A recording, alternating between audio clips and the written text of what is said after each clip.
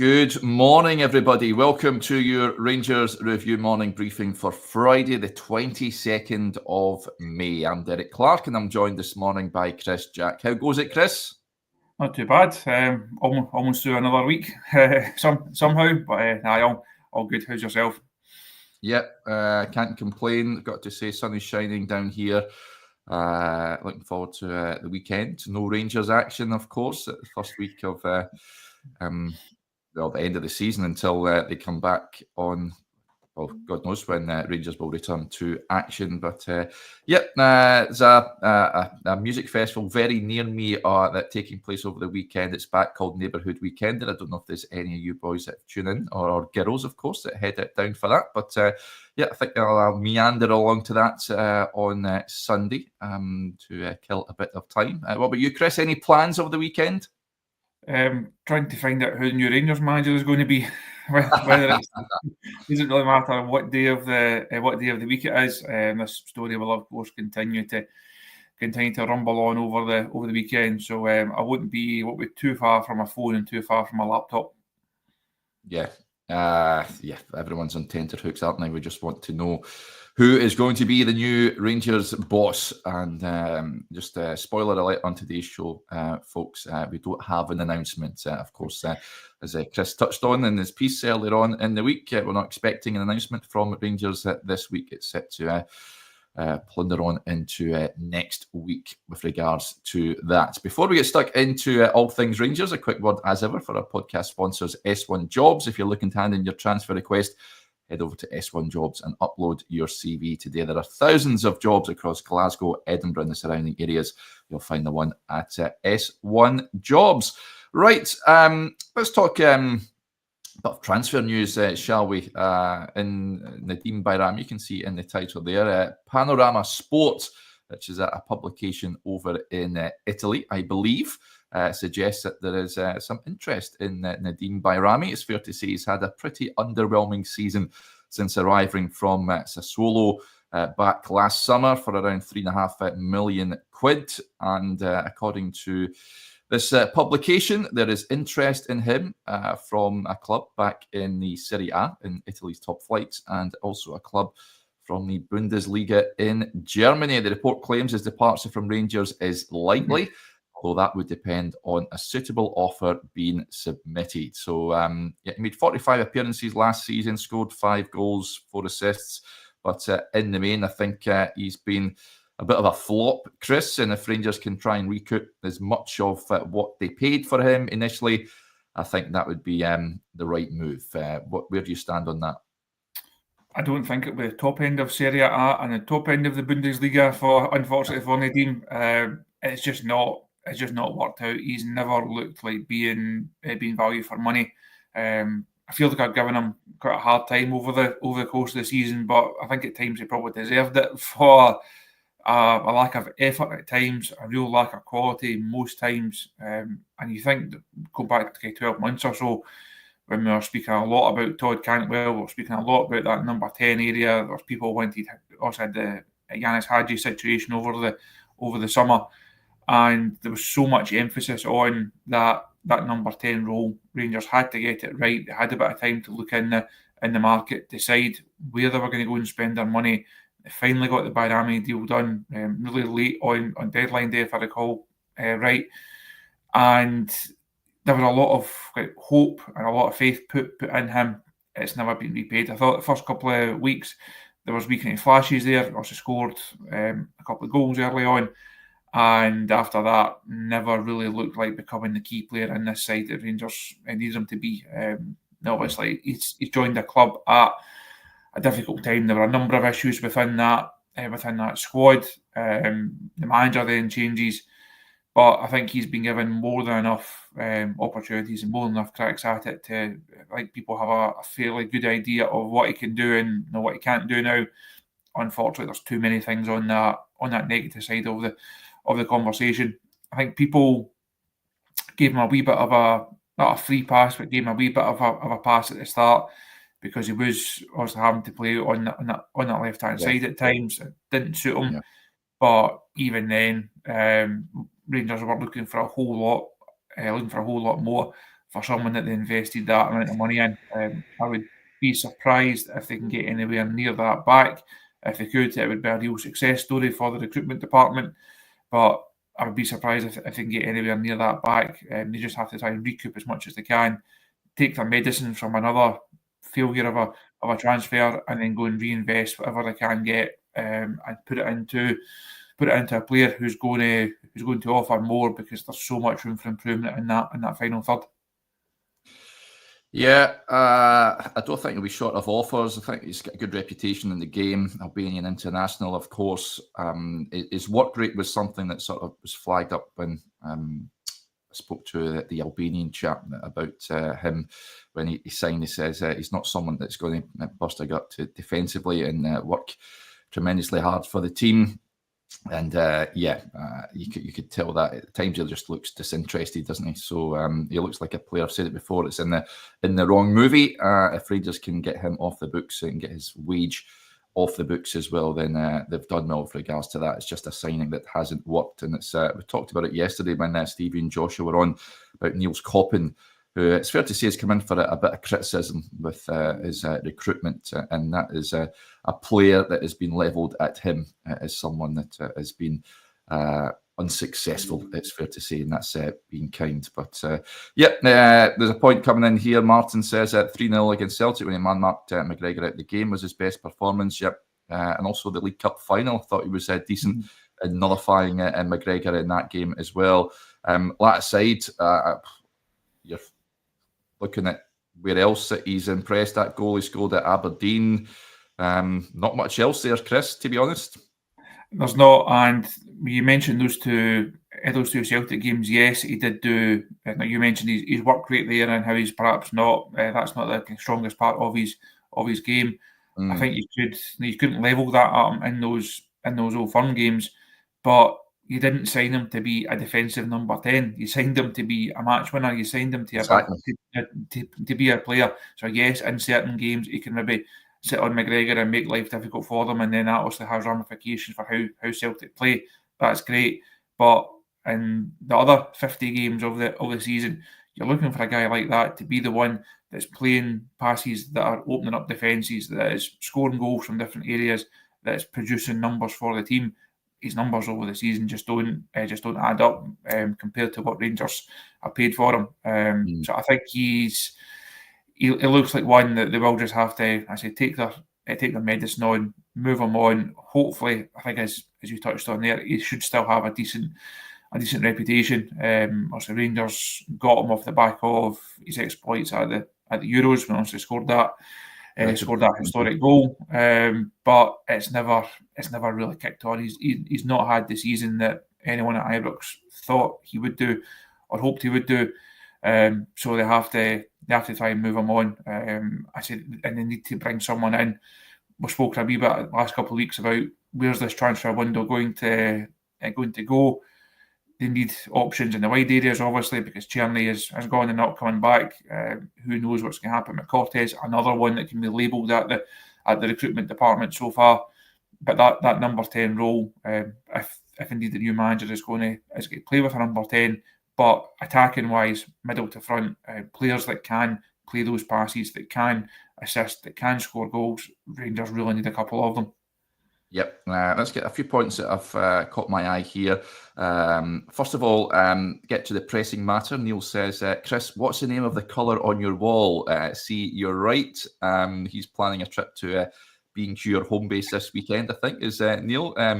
Any idea what the colour is, Chris? It's something blue, is all I can remember. It was a couple of years since it's been done. Off the top of my head, it's stiff key blue. It's a faro and ball colour, but I think that's what it is. There's a couple of balls that colour in the house as well, so I think that's what it is. So if Neil can go and find it, he can let us know how his new gaff is looking. Yes, good stuff. Steve-O says Dedham Drift Dulux. So there you go. There's another suggestion there. Burrows Crates DJ says Moody Blue. So good luck wherever you're going to buy said paint. And just on Bajrami as well, Dam says his 10-second goal in Europe Do you mean Malmo? Well, I was just thinking there was the Euros one. Yeah, you'll be forever. I'll be forever grateful that goal in Malmo that set Rangers on their way. I was lucky enough to be in that away end that night, and it was bananas. It really was. I mean, it was sardine central in that away end, but yeah, it was a really good Rangers display that night. You were at the game, weren't you, Chris? You were in Malmo. No, Josh was over for that one. He was the lucky man on that particular trip. He saw Nadine Bajrami's best ever 10 seconds at Rangers jersey. It was all downhill from there, unfortunately. Yeah, it certainly was, and it saved Dessa's blushes as well, because Dessa's hit the post, I think, on open goal. So yeah, less said about Bajrami this season, the better. Moving on, word here for Jefte, who's given an interview to a publication in his homeland, Globo, and he's been speaking about his season at Rangers. It's fair to say, I think he's played more than what many would have expected since arriving last summer. I'll read you what he had to say, folks. He says, my entire journey since I arrived has always been with the aim of trying to learn more and understand my position better and what I should do on the field to help my teammates. Reaching the end of the season and seeing that it worked is gratifying. I managed to become a different player, a better player who learned more and understood more. The start to the year at Rangers has been wonderful, very special. Even though our goal was to reach the finals and win titles, which unfortunately didn't happen. This season as a whole, I've been very happy. Every day I've spent with my teammates training and playing, I've learned a lot from them. What I'm experiencing is a dream. It's something I never imagined I'd experience so soon. Despite being only 21 years old, I played in a European competition against big clubs. I'm very happy and fulfilled with what I've done so far. So Jefte there, we don't really hear much from him. Understandable, I guess, given that he doesn't have a real grasp of English just yet, Chris. But he's given an interview to that Brazilian publication, and I think over the piece he's formed it, no doubt, since ever since that apparent interest in Chelsea surfaced. But I think he came on to a game the last few matches of the season, and yeah, over the piece, I think he has been a success. Thoughts on Jefte? I think you nailed it in your intro to that bit there, saying he's played more than expected, and I think that's to his credit. If he had been a right back and there'd been somebody like James Tavernier ahead of him, that would have been a very different situation, because he wouldn't have had to have as many games. You'd be able to put him in and out of the team at different stages. When you've got the Ridvan situation, and he is as inconsistent in terms of his selection, it does put a lot of pressure on Jefte. He has, and also as the comment says there, that left hand side from Rangers, it has not been anywhere near properly functioning over the course of the season, has it? Again, right hand side, if you're competing with Tav and you've then got someone like Cherny in front of you, that makes your season a very different outlook. So I think he's had some difficult moments. The red card in the Kiev game was an early blow for him, a huge blow for Rangers at the time. I thought he responded well to that. Actually, the last couple of games at Ibrox, towards the end of the season, he was whipping balls in from the left-hand side, and people can look at each other thinking, where's that been for the other 50 games this year? So I think there's definitely something there. There's definitely a player there that can be coached, that can be developed. And I think if Ridvan moves on over the course of the summer, you get a different option at left back, takes a wee bit of the pressure off him. That could actually help him. So he might not play as many games, but ironically, that might actually be a good thing for him. Yeah, it'd be interesting to see what happens. There is clubs keeping tabs on Jefte. No surprise, really. It was good when I had Johnny on a couple of weeks ago. I came in for a few pelters when he said Rangers have got a 10 to 15 million pound player on their hands with Jefte if he starts hitting the parameters that he needs to hit. But I think Rangers will make money on this boy, Chris. Whether he goes this summer or beyond, I think it's a shrewd bit of business. He has come in for criticism. No, he has, but he is a kid, younger than Robbie Fraser, of course, and he's had far more exposure to the first team than Robbie Fraser has ever had at Rangers. So I think you need to take that into account as well. With a new coach coming in, they could perhaps look to better his displays in games. Defensively, I think it is something that he needs to work on. Of course, as you touched on there, he started whipping balls in again that he did do at the start of the season, then it dried up. But he did his ball for Dessers in that game at Ibrox recently was tremendous, and we need to see more of that from him. But he'll be a player that will make money, no? I think it's hard to put a figure on it because at his age, at his stage of his career, if he was to move on this summer or next summer, clubs are still very much buying into potential. You're not buying anyone that's a finished article. If you think of someone like Rico Raskin, just a couple of years older, again, you're not buying a completely finished article. You're still buying into a wee bit of potential. But I think the scope that Jefte has still got, we still don't know what his ceiling is going to be. So if they were to sell him this summer, they're going to make a profit, obviously.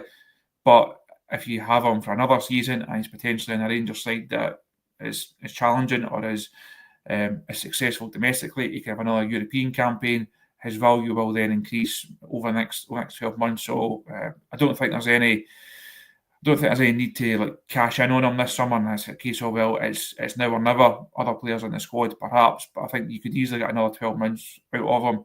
Yeah. See him develop, see him come on, and that would then only increase his value. I think there's definitely a player there, and people have to remember coming into not just a new club, but a new country, a new culture. There's a lot for a young guy to take on board. If it was a Scottish player going to Brazil, you would give them a bit of time to say, well, it's such a huge shock. I think it's sometimes easy to forget that aspect of it.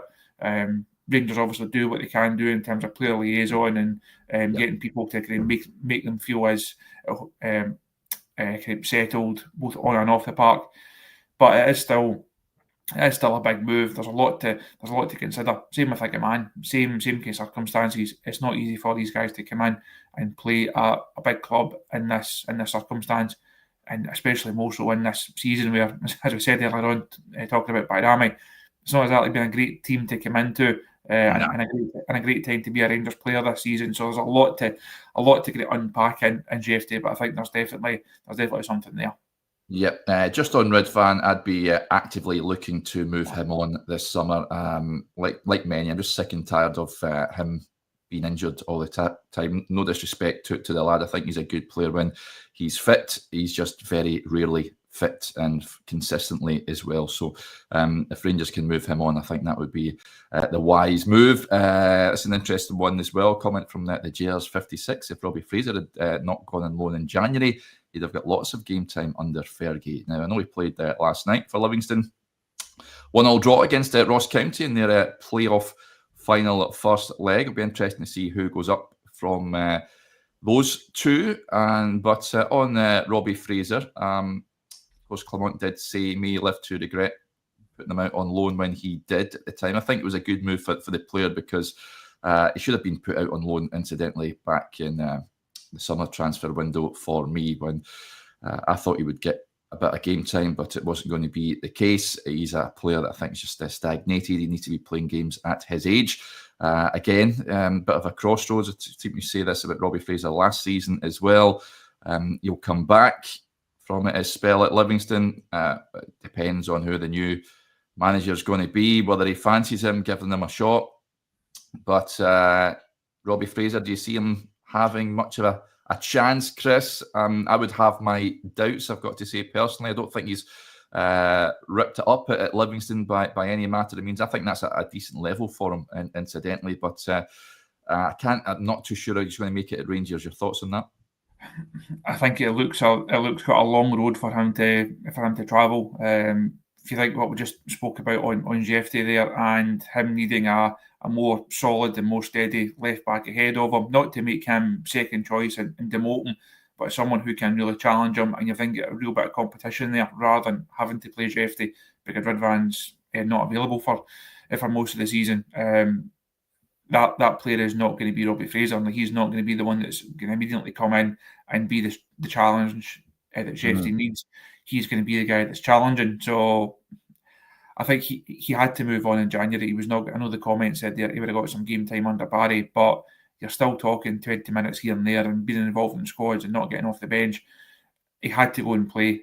He's gone to a good side. They've also had a good second half of the season. Just missed out on the championship title to Falkirk, and they've got themselves in a good position. They've got a crack at it to go and try and win promotion. There's actually I spoke to Robbie about a month or so ago. There's a big interview on the website, and he spoke through why he felt it was the right time to move on, and he spoke through why he chose Livingston, what he had got out of the loan deal, what he thought he was going to get out of the loan deal, and he seemed to be enjoying his football because he just played every week, and that was one of the things that we spoke about. Of you put in your work Monday to Friday, and you come to a Saturday and there's nothing there for you. It's maybe being in a squad and getting 10 minutes. If not, you're sitting in the stand. And also everyone knows his Rangers story. Been at the club for so long. We know that he's a boyhood fan. We know what it means to him to be a Rangers player. But ultimately, he has to play football. He has to do the best thing for his career. And I would think he wouldn't be short of options come the summer. Certainly, he's more than good enough to be a first-team player in the Championship. He could go to top or middle of the Championship and not look at a place at all. If Livy come up, is that a deal they could then maybe try and do in the summer to retain him? I wouldn't be surprised. So I think it's just good to see him getting out, playing football, and actually showing what he can do. But I do fear from his perspective that it's heading one direction in terms of his Rangers career. Yeah, a few comments I want to pick up on. Dan says, but you're not ranting and raving about Robbie Fraser. Now you say his level is a championship. I'm not saying his level is a championship. I'm saying that I wanted to see him getting a chance, and he wasn't given a chance at Rangers. So if that's going to be the case, then he should go out and play football for someone else. And I think he'll get game time regularly at Livingston, and they may very well be in the Premiership next season as well. I think he can do a job for a number of teams in the top flight. So yeah, I wanted to see him play. Yes, absolutely. But he wasn't given an opportunity. I certainly felt when he was given that new contract that we may have seen more of him, but that wasn't the case, unfortunately, for Robbie. This is an interesting one because I've seen the interest from France. I think Strasbourg, if I'm not mistaken. Ross Nielsen with a point says that instead of looking abroad, we should absolutely be looking to bring in young Lennon Miller and James Wilson this summer, two great Scottish prospects.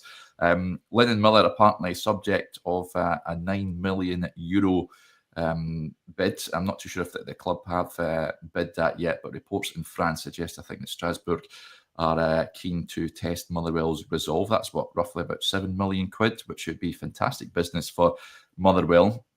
We've discussed Lennon Miller on various shows, Chris. I would be amazed if he ended up at Rangers, I've got to say, although I do think he's a top player.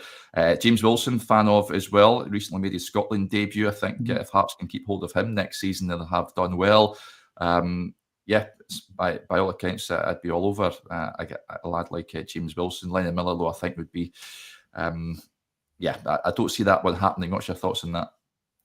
I would like to see Lennon Miller at Ibrox. I think he certainly comes in and certainly improves what Rangers have in that area of the pitch. But I think for his development, it makes sense for him to go elsewhere. I think you look at the success that a number of the young Scottish boys have had in terms of making these moves abroad. Also, Doig, Lewis Ferguson being the star of the show of late, and also Billy and Scott McTominay at Napoli.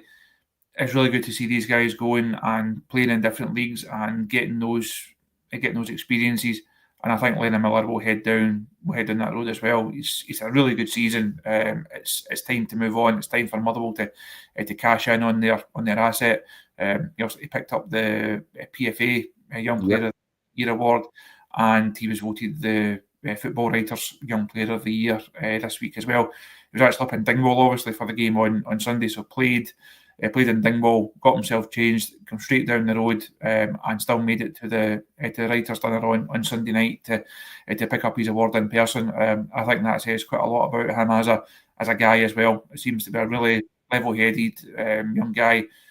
Knows how good he is. Obviously, after his Scotland interview, he actually made a joke about that at dinner on Sunday.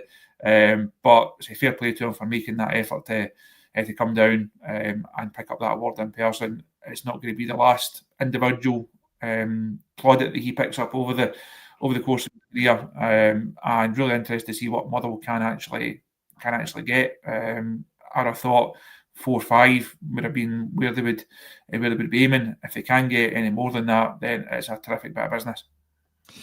Yep. They've done well, Motherwell players that have left them recently. Who was the lad that left that went to France that they got a bit of cash for? Big striker that Theo Bair, was it? That caused Rangers a bit of damage. They get some good cash for him. It looks like they'll be cashing in on Lennon Miller. There's a point that came in here from Colin. He says, just when you mentioned Gilmour and McTominay there, or Gilmour at least, Colin Cooper said that you're going to watch the Napoli game. What a climax to Serie A tonight. Chris, you've got a piece on the website about Billy Gilmour. It would be quite something if he could be lifting is it the Scudetto over there, again being a champion of Italy, if Napoli can see it through tonight. It would be a great story for him. I think Scott McTominay has become one of the key poster boys of Napoli this season, and he's had such a terrific campaign, scored a lot of big goals. He's perhaps going to outshone Billy, if that's the right word for it, but he's more than played his part in that season. He's not the goal scoring midfielder type, so it's perhaps easier for McTominay to grab the headlines with his goals and I say some of those big moments. But I say Billy's he's played his part, and it would be a great story. We saw him breaking through the academy ranks at Rangers, hoping that he was going to be a mainstay of this side. Also, history tells a different story. He's gone on. He's a good career at Chelsea, won the Champions League, a good time at Brighton, and he's then gone over there again, a new experience, and we know what a title win means to the locals over there. So he's bonkers over there.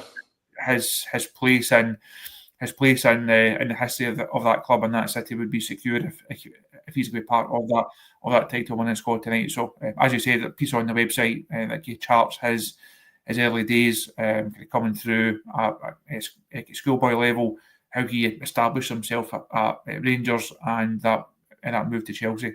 Also that move was really the one that kick-started it all for him, and he's never looked back since then. So I'm sure Rangers fans will certainly wish him well. And also from a Scottish football perspective, it'd be great to see Scott McTominay going on and getting a medal as well. So fingers crossed it's going to be Napoli's title tonight. And I'll certainly tune in later on and see how it plays out. Yeah, they're playing Cagliari at home. Inter Milan, who can also win the title if Napoli slip up, are away to Cesc Fabregas's Como. So match kicks off at 7:45. So it will be intriguing to see which way that goes. And I know Pat Nevin recently, a few weeks ago, suggested that because Billy Gilmour wasn't getting as many minutes as he maybe would have liked at Napoli, that he could see him moving to a Rangers or a Celtic next summer, perhaps. Chris, would you like to see a Billy Gilmour in the Rangers midfield? Would I like it? Yes. Will it happen? No. And they're end of the conversation on that one, unfortunately. There is no way that Billy's going to be a Rangers player next season, especially if Napoli do go on and win the title tonight. He's then got so much to look forward to trying to defend that next year, and also European football as well. So he's not coming back to Rangers anytime soon. I know it's always the question. It was actually one of the points that got made even when he made that move down to Chelsea. People saying he'll be back, he'll finish his career here, bring him home, all that type of stuff. He's way outside Rangers ballpark right now, not just financially, but in terms of quality as well. If he was to leave Napoli, there's clubs that can offer more than Rangers that would bid for him. So not the Not one to look out for this season, unfortunately. But hopefully, at some point, he does get that move back. But he's got more important things to be worrying about right now. Yes, we'll wrap a couple of points before we wrap up for today. Paul raises the question, Derek. Realistically, what players would you keep from the squad? I think I've done this before. I think it was there was about 6 or 7 that I would be looking to keep. The rest can go for me. Just off the top of my head, I'd be keeping Liam Kelly. Then I'm looking at, I'd keep John Souttar, Clinton Enciala, Jefte, Raskin, Diamandi, Igaman. So there's 8. Any advance on 8, Chris? Squad wise, I think Dujon Sterling, obviously, but they're not going to be able to move him on given his injury issues. Apart from that, Bailey Rice, there's 9. there's not a huge advance on that, is there? I think there's your 10. So we're almost at a team, not quite at a squad. So time, I think, as we've touched on a number of times, there's going to be a huge rebuild over the summer. We may have said that last season, we may have said that the season before. Hopefully, they actually get it right this time. Yeah, and on the managerial front, as you touched on earlier on in the week, no announcement expected from Rangers, Chris, but you will be on your blower over the weekend. I'd imagine if there is any developments, can you see this time next week, perhaps we'll have a new manager and new head coach in place? For a number of reasons, I hope so. I don't know if I've got another week of this in us. No, I think as we said on the show the other day, there we expected a bit of movement by the end of the week. But then reported later on in the day that there would be no announcement by the end of the week. Just because there's no announcement does not mean to say that a decision has not been made or that progress has not been made. I think people want, obviously, I understand why the fans want someone in, but it will happen when it happens. The club are fully aware of the timescales and of the pressing nature of it. It can't be rushed. There's no point in just going and getting someone just for the sake of it. But I think people just have to kind of keep the head a wee bit almost. There's a lot of names, a lot of rumours, a lot of messages, and a lot of tweets and stuff over the last week. People getting a bit kind of hyped up and buying into a lot of things. So as we always say, if we have news, we will bring it to you. And I say keep your eyes on the channel and on the socials and on the website over the course of the weekend. Yep. Before we wrap up, I was going to forget there, but we sent a message during the week, folks. A chap has got some Rangers, some unique Rangers memorabilia, shall we say, that he's looking to give away to someone who may have who may need this. It's a Rangers carved walking stick. I'm going to flash it up on the screen, but chap Mick got in touch and he's looking to give it away to someone because it's just gathering dust.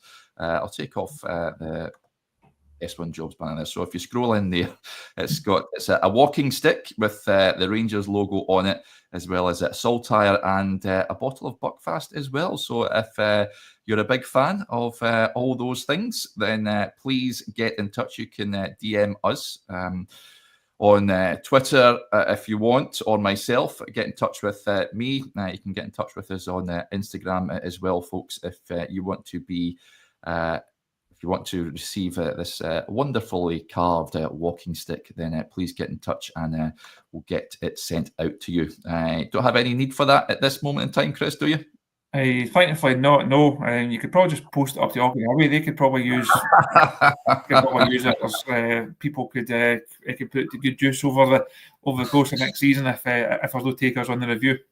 Yeah, there's a lot of comments coming in suggesting giving it to certain players. But yeah, we'll wrap up there for now. But please get in touch, folks, if that is something you'd be interested in receiving.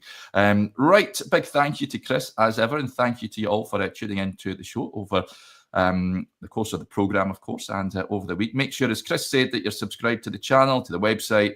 Keep your eyes peeled on the social media channels as well. If we hear of any developments with regards to the managerial search, you will be the first to know. But yep, enjoy your Friday, whatever you are doing. Enjoy your weekend, and we'll chat again on Monday. Bye for now until then.